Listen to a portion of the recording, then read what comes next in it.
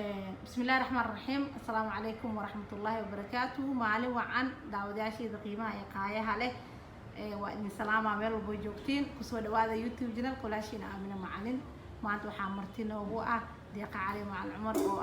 هو سوماليات لكن خبرة إيواي أرنمي يأخون أولي حبك بربارين تقوبتك أصحابتي دحارة إنا سود ويسين أو ديق سودو كسودو يوتيوب جنال كآمنة معلم فرحد وين أي نقطة هاي أنا ما تمرتنا وتهاي. عليك السلام وكل هاي جنرال كاجا وكل فرح سنة أنا المركي جورس جنرال كاجا صوم مقدو حان في لا يعني استنقل مركي ودم بيسي كصوم مقدو إن شاء الله مرة بدنا كصوم مقدو رجينا يا وحان لي أصحاب منو ومهد ستي ذي كده. كورن أنت بدن مرة بدن أعرفنا أيضا لقى حد بربارين تقوتك بربارين خبير هرن ويكهلين ضد بدن ويكهلين بل محاسبين هذا معناته المها صوماليات قاصة قوة يركع مركي دشان إلا إيو الدأ قنجارك إيك جاريان وحيابها أبهين إن هويين كتلا تعاملان. هرت المها برامج كلمها وحواي ووحوا أنا فرسمة واي أفضل وحبا وشقيان مركي أبهن تهاي مرة والبو ilmaha marxalada uu ku jiro adiga qofka la tacaamulaya yaqaano dabeecada ilmaha sida uu dhaqbaayaan marka qofka ilmaha ayaa inta badan 7 sano ilmaha ugu horeyso inta badan xoog la saaraa qofka ilmaha korinaya ha noqoto waalidkii dhalay ha noqoto labada waalid dhaqto ugu muhiimsan iyo qof kasto ilmo macnaha daruufi baday oo asaga korinaya ha noqoto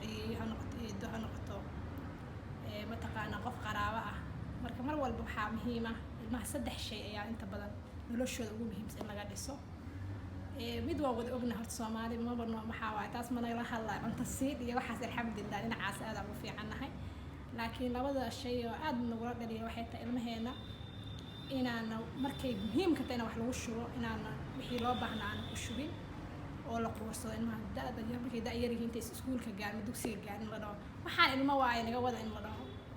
waana waqtiga ilmaha noloshooda ugu muhiimsan waay markii ilmaha Soomaalida maanta loo barbar dhigay ilmaha caalamka waxa u maleysay wax yar ka hooseeyaan wixii loo baahnaa ilmaha 5 jirka inuu leeyahay ama 6 jirka ama 7 jirka marka muhiim waxa inta badan qofka ilmaha korinaya inuu ilmaha uu siiyo tababar uu siiyo ilmaha sidoo uu noqon lahaa cunug isku filan wax kasta macna dabara karo marka dabeecada ilmaha ku dhaqmaysid adiga ina istarbiyaysid waa number 1 dabeecada qalafsan hadaa leedahay ina ka tanaasushid waaye adi aqoonta ina dhistid waaye ina ilmaha dabeecadaha macnaha kula macaamisan aad uga fiirsatid waaye waxa kale oo raba ina baraarujiyo waalidiinta inaysan garaac ku degdegin garaac meesha ugu xun waa sababtoo waxa waa jiriimo waaye cunug dhaawac qalbiyana uu gaaraa dhaawac jireedna uu gaaraya marka ina inta badan horta dilka faraha badan aan yareyno aan dilka iska yareyno ama ka taqalusno asaga dhanba iska dhaafno waxyaalo badan waxaa jira cunug loo tarbiyay kara anaga tarbiya markaan maqalno Soomaaliya daanahay ulaa lagu soo dhaceys laakiin qasab ma markasta in ilmaha la garaaco waxaa rabay inaa kaleeto aan ku sii daro ilmaha markay yar yihiin oo macnaha 3 sano ay ka bilaabeen inta badan 3 sano ilaa iyo 7 sano cunugu wuxuu u furan yahay wuxuu u diyaarsan yahay inuu wax qaato haddaad wax bari weyso ilmaha TV-ga wax ka baranaya dadka xaafadda waxay ku sheekaysanayaan oo maskaxdiisa ku galaysa waxa maskaxdiisa galaysa ay sheeg waxa dariska iyo ku hadlayaan heesiyo xifdinaa musalsaladii oo xifdinaa marka waxa fiican maha in loo sameeyo jadwal waxbarasho jadwal waxbarasho in loo sameeyo oo lagu dadaalo in wax la baro ducooyinka la baro xadiisti la baro hadda alxamdulillah waxa soo bixin xanaanooyin oo dadka hadda inta badan dadkii wax fahmeen ma sha Allah xanaanooyin ma geystaan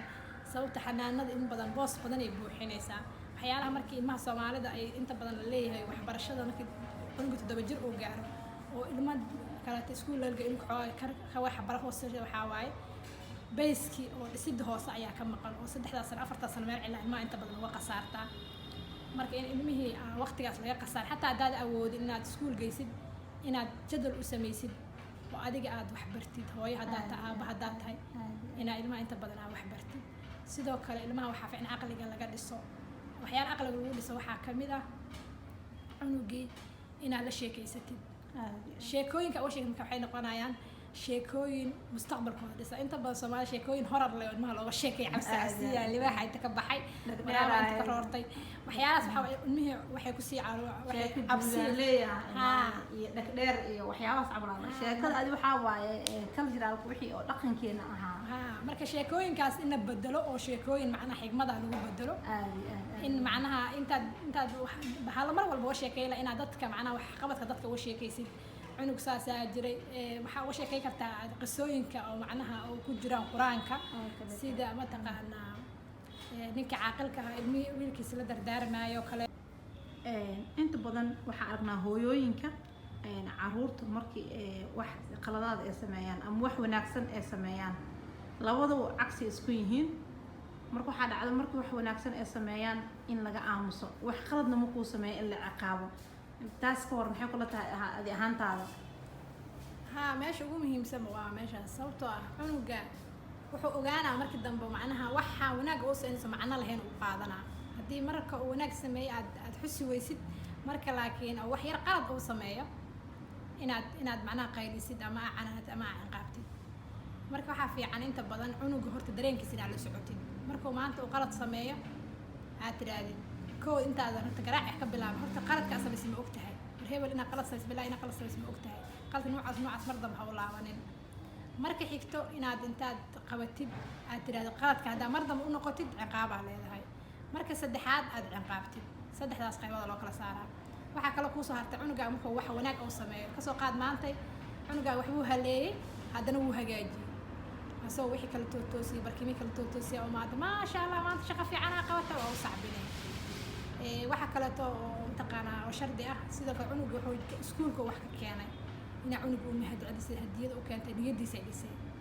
haddii kasoo qaad cunuga galaaska wax looga soo sheegto horta inaad cunuga waxaa muhiim ah aad dadka hortiisa aan kula hadlin meel dad maqlaaya cunugaaga kula hadlin marka cunugaaga intaa gooni ugu wacdid aad dhahdid fiiri waxaas laga soo sheegay iska ilaaliya mar daba ha u noqon xaqiiqa waxaa ah inuu bedelaa dabeecadaas u dadaalaa laakiin markaasoo dadkii maqlaaya aad waryaa maxaa taasaa hebelow maxaa nacas maa taasaa maxaa u yeeshaa dhahdid cunuga waxaa gala cunfi iyo waxaa galaya xanaaqaa galaya niyad xumaa galayso bas inuu wax sii qasoo bilaabaa marka waxaa muhiim ah cunuga markuu wax haleeyo inaad si hoose arrinta u xalisid markuu wax wanaag sameey xataa inaad kor u sheegtay ayeeye u sheegtay abti u sheegtay dadka marka guri soo booqdaan alla wiilkay kaalin oo gala moogtaa alla gabadheeda kaalina gashay moogtaa maana cunug wuxuu dareemaa qof muhiim ah inuu yahay inuu wax wanaagsan sameeyo dareemaa marka waxaa mar kasta waxaa fiican ma in la dhiirigeliyo marxaladda ay ku jiraan waxaa arkaysaa ii sheeg qofaa maalin hore ka sheekeynahay cunugaa wuxuu sameeyey banaanka uu aaday laamiga uu aaday markuu laamiga aaday ku imaad wuxuu ku dhahay laamiga aaday waxaasaa kusoo arkay waxaas adiga jaa waa naxay horta hooyaa tahay ama aabaa tahay waa naxaysa waalidaa tahay waxaa kuu soo warantaba cunugaagii oo gaari ku dhacay ama khatar galaa kusoo warantay laakiin waxaa raba dareenka inaa xakamayso markaas ka jawaabin markuu sheekada kuu dhameeyo inaad tira hooyo laami in la aaso inay khatartaasoo ma ogid gaariyaa ku dili karo meela ogeyn aatuugaa ku xadi karo hay waaye maanta waa samaysee qaladkaas mar dambe ha u noqon xaqiiqa waxaa cunugaaga u saxaya laakiin markaa ul soo qaadata hadalka markuu bilaa tuntida waryaa laamiya aadamiya warkaas ma ii keenta inaad dhahdid xaqiiqa waxaa maalin kasta uu ku noqona adigana wuu kaa qarinaa marka waxaa waaye markaa wax sixaysa waxaa fiican cunuga horta cadiifadiisa iyo dareenkiisa inaa ilaalisay lambar one cunuga xamaasada ku haya waxbuu kuu sheegay waxaa ina qaldayn waxaana saxaynaysa shaqadiisa maahan waxaana asoo ku jiro inuu gudbiyo raba haddaa laakiin ku celisid dareenkaas beri u qarina wuu qarina xataa dhib kasoo weyn hadduu soo gaaro wuu kaa qarina marka waxbuu faa'iiday waxaa fiican inaad cunuga dhegaysatid markaad dhegaysatid kadib aa u sheegtid ina waxa uu sameeya qalad tahay ka waran erayada hooyooyinka ay adeegsadaan oo kale gabdhahoo kaleeto iyo in la dhaho doqonaa tahay naaya waxaan waa soo qabda doqonye sawiraa tahay dabaal ayaa tahay adii terminology-ga uu badan yahay haddii dhinac loo fasiro la dhaho oo kaleeto gabadha sawirta ama dadka hortooda lagula hadlo dhankaas bal ka waran gabdhaha xaggooda haddaan xoogaa u yara biican gabdhaha aad ay macnaha u cadiifad badan yihiin walahi horta gabdhaha maasha allah dareenkooda aad u xoogan yahay horta sideedaba kelmadaha oo niyad jabinta ah qof weyn iyo qof yar inaa loo adeegsado laba tootale way qaldantaa ama ha yaraado qofka ama ha weynaado waa dhaawac weyn oo qalbiga soo gaaro waxaa la dhahaa kelmadaha xun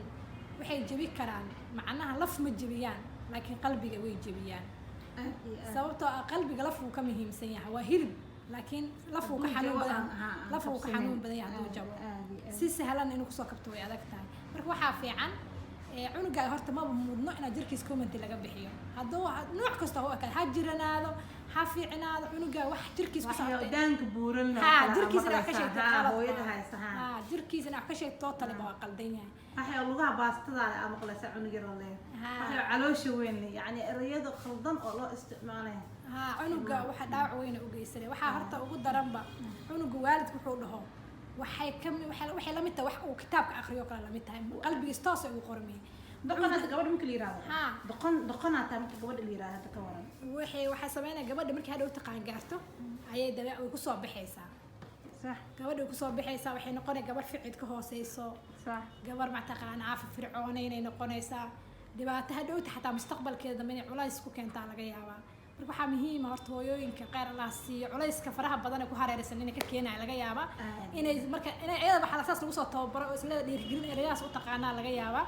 laakiin maanta ba hadaad video soo gaar waxaan ku leeyahay dabeecada sidaa la iska bedel walaalay wax ku wanaagsan maahan ilmahaaga waad jeceshaa waan ognahay laakiin erayada aad dhehaysid iska fiiri aad iskaga fiiri waa muhiim ilmaha hadalka lagu leeyahay waxaa dhacda ilmaha mararka qaar waxay sameynayaan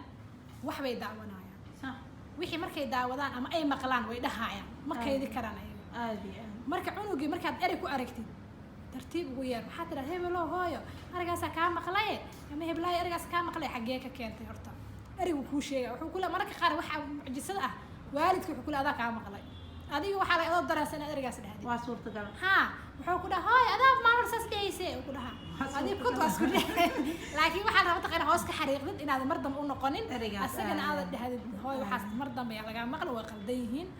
inaad markasta macnaa ilmaha aad waxa u fasirto waa qaldan yahay qaladkaaga xataa inaad u cudur daaratid cunuga inaad qaldiin adiga maadaama uu ka maqlay inaad u sheegtid inaad yani erigaas ani bini aadan waa qaldami karaa waa qaldamay waxaas mar dambe ha sameeynin laakiin anaga waxaan sameynaa cunugii waa tumaynaa moogtahay si qaldanaaba ku tuntaba lagama yaa inaa dhan raalaaho taas maxaa soo waasleynaa marka hooyada maadaama ii sheeg ayadoo bini aadan ah ilmihii ayada ka imaadeen haddana qalad ayada ka yimid in ilmihii ku garaacdo waxaa laga yaaba mataqaanaa aniga saa u tababaranaha macnaha ma inta badan dadkan say u tababaran yihiin macnaha waaba inaa qofka qabweynaan iskaga kaaga jirto xaqiiqatan ma rabno qofka inuu cudur daarto xataa dad waaweyn waxaa arkaysa qalada ku jiro walaalo qalada ay gash markaa ku leeyahay waxaas weligeeda dhici jireen war waxa dhacaa weligeeda laakiin waa inaa adiga waxa waa inaad qaladkaaga aqratid cunugaaga bari indha cadays oo keena hadhowta soo qalad galo wuxuu ku leeyahay mataqaanaa ani raalaha qofkaas ma dhaha dhimasha ka xiga raalaha una dhaw soo dhahay arkaysa marka waxa qasab inay waalidiinta ay bartaan horta ayaga ay bilaabaan cunuga marka qalad ku tuntid hadhowta u imaado waa ku jecelahay hadaayo waxaas ka sameeyay aniga inaa ku tuuma rabin xanaaqa ay keen xataa inaa dhaadin oo qofku marxaladaha uu fahmi karo xar inaa ku weydiiyo wiilasha iyo gabdhaha xagga koriimada mas'uuliyadiina isleedahay masbaxa ku kala duwan yihiin walaahi horta inta badan ilmuhu inta markay yar yihiin waa isku mid xagga cadiifada laakiin inta badan gabdhaha waxa u malaysa inay aad cadiifadooda inay saacid tahay macnaha marka hadda ii sheegay wiil iyo gabar aawada canaanatid صح waxa laga yaabo gabadhi hadalladii ay ku dhaxda canaan tahay inay qalbigeeda macna ay gashato cuqdad qaadaan gabadhi laakiin wiilku inuu ciyaar iska aado oo iska baxo صح marka hadhowta marka cabaar la joogo waxa ka soo iyadoo xanaaqsan iyadoo mataqan gafuurka taagaysa arkaysa gabadhi صح marka inaa taa u maad aad iblaayo meel gooy la gashid hooyo maxaa kugu dhacay maanta wajigaaga u fiicno oo markasta hooyada iyo mataqaana gabadha ay xariir weyn ay lahayd inta badan waxa la gabdhaha markay yareen aad aabayaasha u jecel yihiin Allah صح marka maxaa soo wala marka adagina laakiin banaanku iskaga baqaya waqti gabadha saaxiibada ku dhacayso jaanis iskama faa'iideysanaayeen marka banaanku maqan yahay waxay dhahaan moogta gabdha markay guriga imaada odaga qofka ugu horeeya markuu sheegay asaga waa inta laga baxay markii dhadhiis dhaka waa laga gaarsiinaya laakiin wiilka inta badan waxa laga inuu arrimahaas oo sadanaynin marka waa inay dareensanaato inay mataqaanaa maadaama hadduu aabihi uusan joogin ama uu maqan yahay ama uu mataqaanaa oo shaqadii wixii kusoo dahay inay hooyada macnaha booskaas ay aad u buuxiso gabadheeda macnaha ay ogaado la socoto aad waa muhiim sidoo kale aabaha ilmaha noloshooda qayb ka ahaado nolol aad ilmaha qayb ka ahayn ma tarbiyay ka xaqiiqatan adiga ma hadaa doonto aabahaas oo ahaa horta ilmaha adaa dhashay ama la joog oo maanta la joog oo dhex joog ama ka maqno waxa xaqiiqa ilmahaaga adiga dhashay adiga laga rabo inaad tarbiyaysid inaad noloshooda ka maqnaatid sax maahan ilmahaaga markay ku imaadaan waqti u sameey waqti aad la kulantid waqti la qaadatid wax u sheeg waxa adiga u baahan tahay u sheeg ma ahan xaqiiqo waxa ah inta badan dadkeena ilmihii waxay is u diirteen lagu shubo in la dhaho ilmihii macnaha ka soo qaad in waalidkii labada waalid cabashadooda ima u kala sheegaan hooyada ilmaha cabashada aabbaha ka qabto u sheegto aabbahan u sheeg cabashada hooyada ka halkaas xalay gali karaan ma ahan waxay ka quseyma balahan be oo ay qaban karaan ma aha niyad jabay ka qaadayaan labadooda waalid way jecel yihiin uma garnaqi karaan marka waxaa fiican ilmaha wax wanaagsan leh labada waalid inay ka maqnaan ama ha wada joogaan ama ha kala tagaan markaste labada waalid inay ilmaha wada ilashadaan waa sax qasab waaye sax qaybtan waxaa soo gaarnay gabagabadeeda haddii ilaahay idmo hooyada iyo gabadha maalmo kaleeto ay uga bogan doontaan insha allah waxyaabaha gabadha hooyada looga baahan yahay inay gabadheeda kala tacaamusho xilliga qaangaarka barnaamijkaas nuu soo socda ha iloobina run ahaantii aad iyo aadan kaaga mahad celinayaa deeq maxaa ugu soo gabagabeynaysaa cunuga barbaarinta u baahan guriga iskuulka saaxiibka dariiqa wax walba adigoo hooyooyinka Soomaaliyeed maanta jaaniska uga faa'iideysanaya waxaan kusoo gabagabeynaa hooyooyinka mar walba horta hooyo haddaad tahay ama waalid tahay ama ayeeyo tahay cunugan wuxuu u baahan yahay jacaylka cunuga hooyadiisa aabihiis wada joogaan u baahan yahay ayeeyo haddaad tahay oo mas-uuliyadda qaaday oo cunugan aad kasoo qaatay wiilkaaga u korinaysa ama gabadhaad u korinaysid waa inaad jacayl siisaa waa inaad si fiican u tarbiyeysaa ayeeyo khayr allah sii inta badan ilmaha faraha ka qaadaan la dhahaa marka inaad ilmahan wixii mataqaanaa loo sameeyay koris alka qaad wala isku misaala cunuga inaad faraha ka qaadin aad tarbiyeysid adoo jacayl u muujinaysa haddana inaad doorkii mataqaana waalidiinta aa ciyaartid cunuga akhlaaqdiisa iyo dabeecadihiisa iyo dhaqankiisa aad hagaajisid oo si fiican u tababartid intaasaa kusoo ganaanadi lahaa aada u mahadsantahay mar kale kusoo dhawow asxaabteeda waxaa ilaahay intaan barnaamij kale ku kulmi doono sidaas iyo nabadgelyo imtixaano ayuu noo noqon doonaa barnaamijkan oo barbaarinta caruurta la socod wanaagsan asalaamu calaykum waraxmatullahi wabarakaatu